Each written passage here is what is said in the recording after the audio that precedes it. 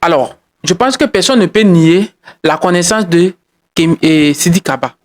Vous connaissez bien Sidi Kaba. Sidi Kaba, c'est un journaliste franco-nigérien.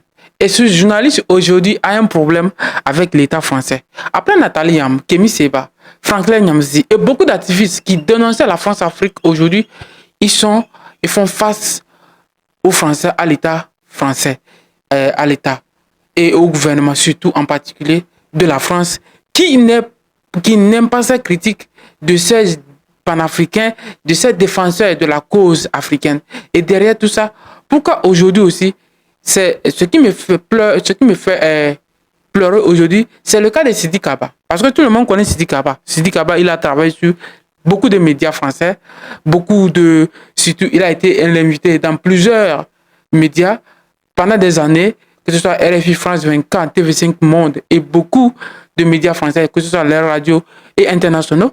C'est un analyste, c'est un chroniqueur, c'est un journaliste, c'est un écrivain aussi qui porte les études sur le Sahel, géopolitique, sa géostratégie, pour les analyses qu'ils font sur l'Afrique francophone par rapport à la France. Ce sont des analyses claires, synthétiques, sans difficulté et mieux à comprendre par rapport aux géostratégiques, à la géopolitique qui se passe dans la région. Mais depuis un temps, ce monsieur subit la menace, je peux dire pas la menace, oui, la menace de l'État français. Parce que depuis un mois donné, depuis plus d'un an, ces appels elles sont sur l'écoute, tous ces mouvements sont surveillés, il est surveillé comme s'il était un danger et comme les terroristes du Sahel ou bien du Maghreb qui dérangent les pays de l'AES.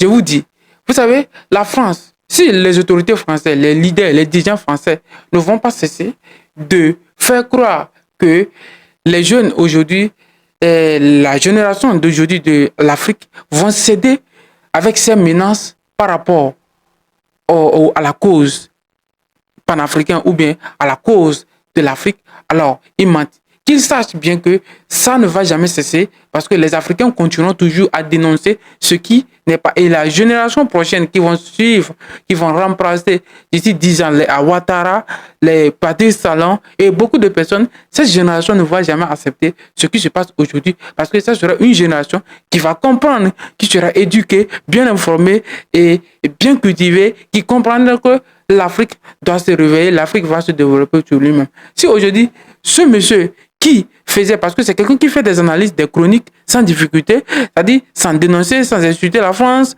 sans insulter un dirigeant, mais il est pertinent dans ses analyses, il est clair et net, il fait des analyses pertinentes, mais malheureusement, nous sommes quasiment tombés de nuit de voir que la France et les dirigeants français continuent.